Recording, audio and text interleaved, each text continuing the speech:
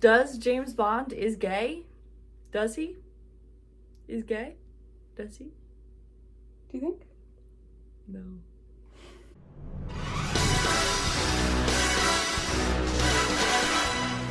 In 1951, two well-educated and well-regarded British spies, Guy Burgess and Donald Maclean, defected to the Soviet Union in a scandal that shook the public's faith in the image of the gentleman spy.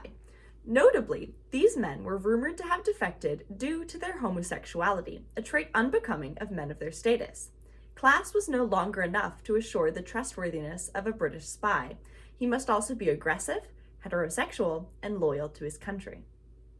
The first James Bond novel was written by cringe loser Ian Fleming in 1953, a time when no one in Britain was allowed to have any fun.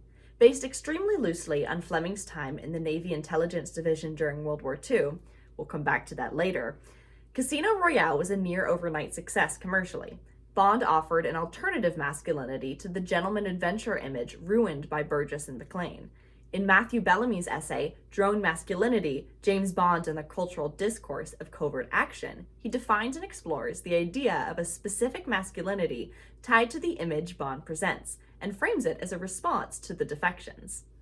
Drone masculinity is characterized by a belief in objectivity, as opposed to subjectivity, and in objective-based approaches to intelligence and war, a belief in the value of violence and aggression to protect national interests, and a willingness to subsume personal agency to a hierarchic and bureaucratic structure in exchange for cultural and sexual rewards. Drone masculinity also acts as a kind of escapist fantasy to the 20th century British man. Bond lives in a world of simple moral binaries and straightforward marching orders. He lives in a homosocial world where the only women around are objects and prizes with no emotional attachment to worry about. He lives in a world where loyalty and service is rewarded by luxury, notoriety, and sexual success. This world is rarely complicated and is always reinforced in a way that doesn't meaningfully question the structures he upholds. In The Living Daylights, Bond is ordered to kill an enemy sniper but chooses not to when he learns she is a woman. Bond's refusal to kill the opposing sniper is not out of a recognition of their complementary positions, and thus shared humanity, but because the sniper turns out to be a she, thus preserving a patriarchal mentality. Bond becomes infatuated with this dangerous woman while staring at her through his sniper scope. Bond ultimately fights off this infatuation by describing himself as married to the gun, a metaphor that confuses phallicism, heteronormativity, and violence. All of Bond's personal relationships are framed through his status as an agent of the state. He doesn't have a personhood outside of acting in the interests of the British Empire, and so his heterosexuality also exists within that framework. Bond's sexual exploits are part of the escapist fantasy he presents to the contemporary British man, not just because of how many hot babes are fawning over him, but because he is unbound by obligation to any of them, only to the state. Any personal obligation could be seen as duplicitous, or worse, gay. What if he defects the Soviet Union and they turn him gay too? Well, they did. They did turn him gay. But it wasn't the Soviets. It was one terrible Australian actor. It's the year 1969, and after 5 successful Bond movies, Sean Connery has finally become too expensive to keep around. Enter George Lazenby, a man who is neither British nor an actor, but has somehow booked the highest profile acting role in Britain. Surely this new Bond will stick around for a long time and redefine the way we see this beloved character. On Her Majesty's Secret Service is a radical departure from the established Bond format. Lazenby's Bond is far more sensitive and far more human than Connery's had been. This film shows James Bond falling in love and getting married, only for his wife to be immediately killed.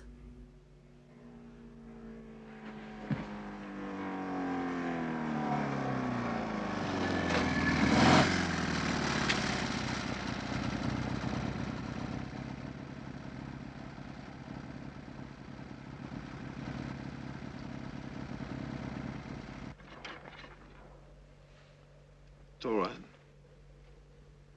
It's quite all right, really. She's having a rest. We'll be going on soon.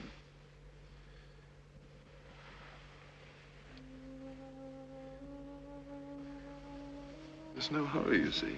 We have all the time in the world. This scene, Bond crying over his wife's dead body, was notably controversial. This isn't the Bond we know. Bond doesn't do gay shit like cry about his female woman wife. And why is he wearing that frilly shirt? Why is he so respectful of women? They put long-haired hippies in my James Bond. He's not even British. More seriously, Lazenby's Bond was vulnerable and human, qualities incompatible with the drone masculinity Connery's Bond codified. Tracy dies in this film because there is no Bond who leaves the service or has a happy married life. There is no Bond who has such an obvious weakness as genuine human connection. There's no Bond who values his wife over his duty to his country. Even more scandalously, Lazenby insisted on wearing a beard to the film's premiere. Masculine men were supposed to be clean-shaven at the time. It doesn't seem like a big deal now, but this was a major contributing factor to Lazenby never making another Bond movie. He didn't fit the specific type of masculinity Bond was supposed to embody, and was subsequently dropped from the franchise, only for Connery to come back to the role despite being far too old for it. Lazenby never landed a major acting role again. It would seem as if Connery Bond's masculinity had won. The Beatles split up the next year, proving that long-haired, soft gentlemen were extinct in Britain. Forever. Or were they?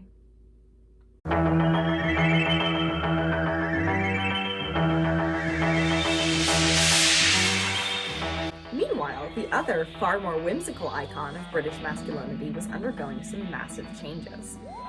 Doctor Who began in November 1963, and has been making nerds the world over annoying ever since. It's not easily categorizable, as the only consistent feature is that it changes radically in cast, production team, genre, and tone every few years. For Doctor Who's early years, the Doctor was basically a mysterious old wizard, Space Gandalf, if you will. His masculinity is coded along the lines of the upper class and the academic. We know little about him besides that he's a man of learning. Patrick Troughton's Doctor was played as far younger and far more slapstick. He's definitively a man, but he's far too much a coward to be considered a masculine hero. Since the very beginning of the series, the Doctor was often juxtaposed with a young male companion who fits the action hero description, often as a foil. Ian, Stephen, Ben, and Jamie all serve to run and punch where the Doctor cannot or will not. They often argue with the Doctor about the best course of action, but the Doctor is usually proven right. Both of the first two Doctors often attempted not to interfere with history, adopting a neutral and often pacifist stance. They don't answer to authority in any capacity. The show's first producer, Verity Lambert, was very clear in her perception of the Doctor as an anti-authority figure. In 1969, Doctor Who prepared to make the biggest changes to its format yet. When Terrance Dicks became script editor for the show at the tail end of Troughton's tenure, the show shifted towards more action-focused stories and introduced characters and settings that would become central in the coming years. These changes very clearly emulated Bond films in tone, centering chase sequences, espionage, and political conflict. In the center of this, Troughton remained the same Doctor he had been, a slightly cowardly cosmic hobo, offering technical expertise where he could, while his companions did the hard work of running and fighting. The shift towards Bondian action would become fully cemented in Troughton's last episodes, in which he is tried by his people, the Time Lords, and sentenced to exile on Earth. John Pertwee began his run as the Third Doctor in 1970. Pertwee's Doctor would be rooted to conflicts found on Earth while he served his sentence. He enters the service of UNIT, the fictional UN alien wrangling task force, as a scientific advisor. For the first time, the Doctor is an action hero, drawing on Pertwee's real-world driving skills to stage elaborate and expensive chase sequences in nearly every serial. Pertwee had extensive military experience that informed the character heavily. Remember when I said we'd come back to Ian Fleming's time in the Navy? How he based the James Bond novels on things he witnessed or heard about while working in intelligence? One of the spies he worked with was none other than John Pertwee. John Pertwee inspired James Bond, only for James Bond to inspire Pertwee's Doctor Who. UNIT as a setting is notably different from Pertwee's Naval Intelligence Division, or Bond's MI6. The Doctor isn't serving the UK, but a fictional army that fights fictional enemies. The Doctor is an agent of the British Empire, just not as directly as Bond is. That is, he doesn't diegetically serve the United Kingdom or any specific state. His role in British imperialism lies outside of the narrative. He is the fictional personification of the BBC's values. Doctor Who has, for most of its history, been the flagship fiction program of the network. It embodies the politics and culture of the BBC, which in turn stands as an allegedly neutral public service of the UK. The BBC has worked hard as an institution to uphold an image of neutrality, which infects the politics of Doctor Who as well. In their 1983 book, Doctor Who, The Unfolding Text, John Tulloch and Manuel Alvarado discuss BBC production policy and its impact on the series. The BBC must therefore air the voices of left and right, but must not be seen to stand for any of these voices. It has favoured a general populist stance against the big forces of left, the unions, and right, unscrupulous big business, fascism, etc., and its new champions of institutional neutrality are the presenters with whom audiences are expected to identify. Whereas the romantic inflection of the Doctor's persona has varied in its force over the years, he has consistently adopted exactly that liberal populist role in criticising sectionalist forces of left and right, and in rebuking the official and the powerful. The Doctor is now in the service of a military operation, but he's still a pacifist and politically neutral, a character conflict that drives most of his personal relationships. Though he's an action hero, his masculinity is coded as old-fashioned. He is the same type of gentleman adventurer that the British public had lost their trust in 20 years prior. The time-traveling elements of Doctor Who find their way into this iteration of the show, not through literal time travel, but by presenting its hero as a man out of time, much in the same way as Bond is referred to in his later films. He's carrying the baton passed on by Lazenby's Bond by portraying a sensitive, gentlemanly spy. He follows a standard of masculinity that is long outdated, surrounded by men who do conform to drone masculinity. These seasons often center the friction between the Doctor's masculinity and the masculinities he's surrounded by, presenting an alternative masculinity to the hegemonic cultural narratives of the time. UNIT as an environment is deeply homosocial, as most contemporary depictions of military organizations were. The commander of the Doctor's unit branch, Brigadier Alastair Gordon Lethbridge Stewart, is a clear foil to the Doctor. Occasional emphasis is placed on the Brigadier's heterosexuality. He references having a wife and kids a few times, but only to highlight the conflict he feels between his obligation to the nuclear family and what is often portrayed as his true passion at work. These worlds are incompatible, and during the third Doctor's time at UNIT, we only see him in military contexts. In The Demons, the Brigadier leaves the social gathering to aid the Doctor and UNIT with an ongoing crisis, and he seems relieved to return. He has a no-nonsense confidence in his leadership. Just as he is the patriarch of his family, he sees himself as the patriarch of UNIT. This honor and duty-bound characterization is often a punchline, as the Doctor often outsmarts him. 10. The enemy intention. The enemy intention is to occupy your planet. I should have thought that was quite obvious. To do that, they will have to land additional forces. In other words, this is no more than a diversionary thrust. Do you agree, Doctor? Well, I should have thought that was pretty obvious too, isn't it? Do you know, Joe, I sometimes think that military intelligence is a contradiction in terms. As much as Doctor Who might have a James Bond, the Brigadier is more a parody of the archetype than the Doctor is a genuine emulation of it. Drone masculinity is alive and well in the Brigadier, and it almost always makes him the butt of the joke, as his concern for bureaucracy and order often hinders the Doctor's ability to exercise intellectual autonomy.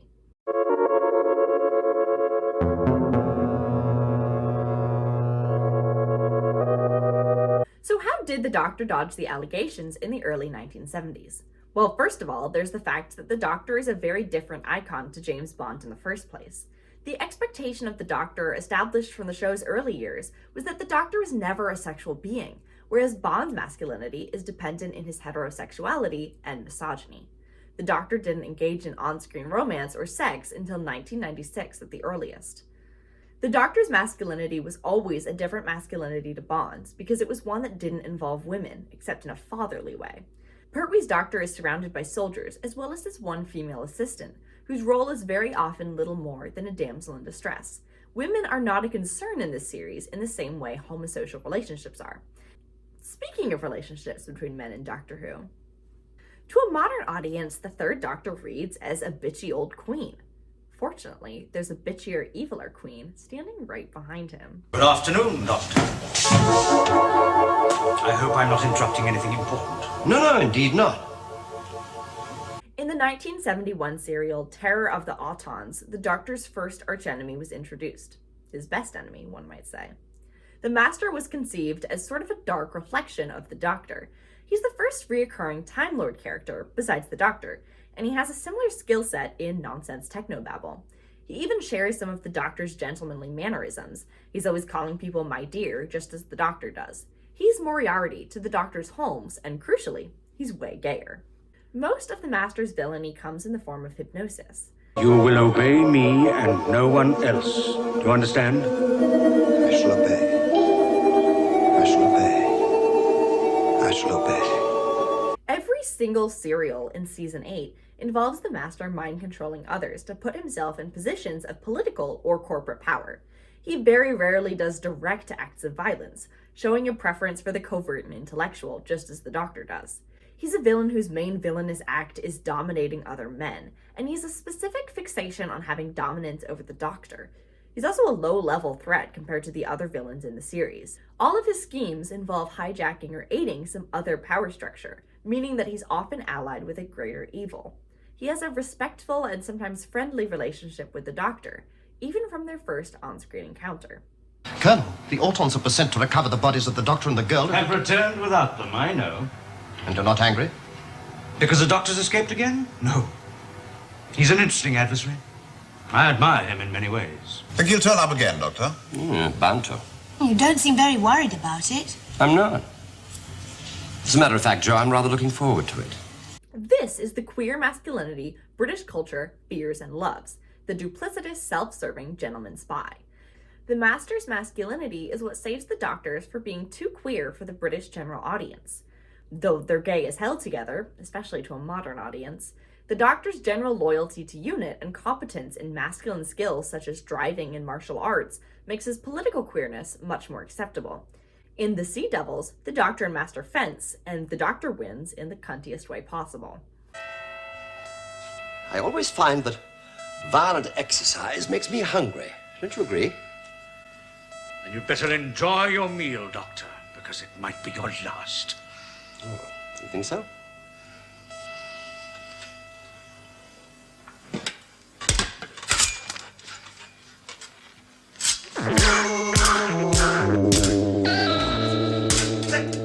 You're a good doctor, but you're not good enough. But you haven't seen the quality of my footwork yet.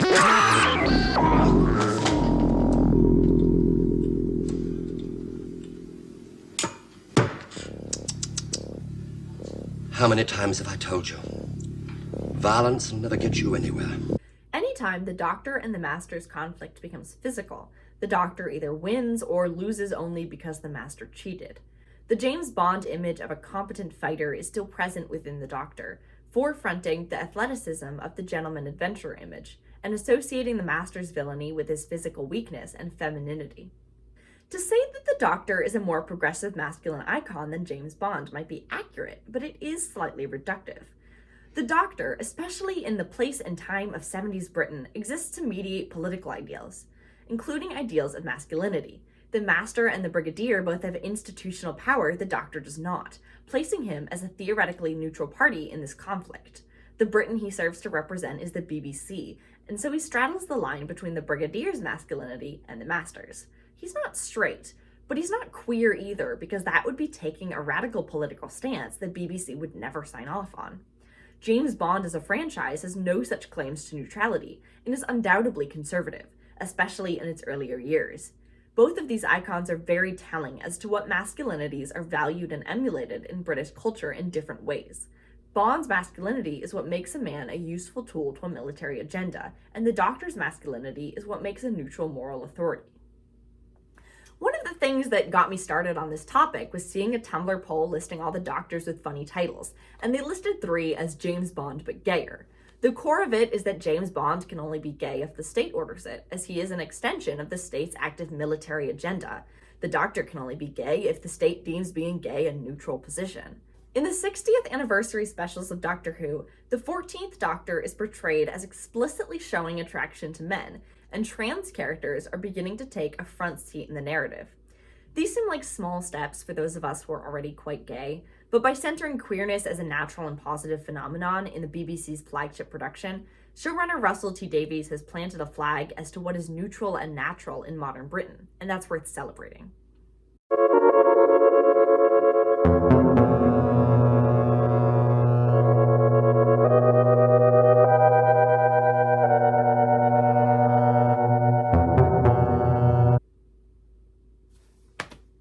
Never mind, whatever.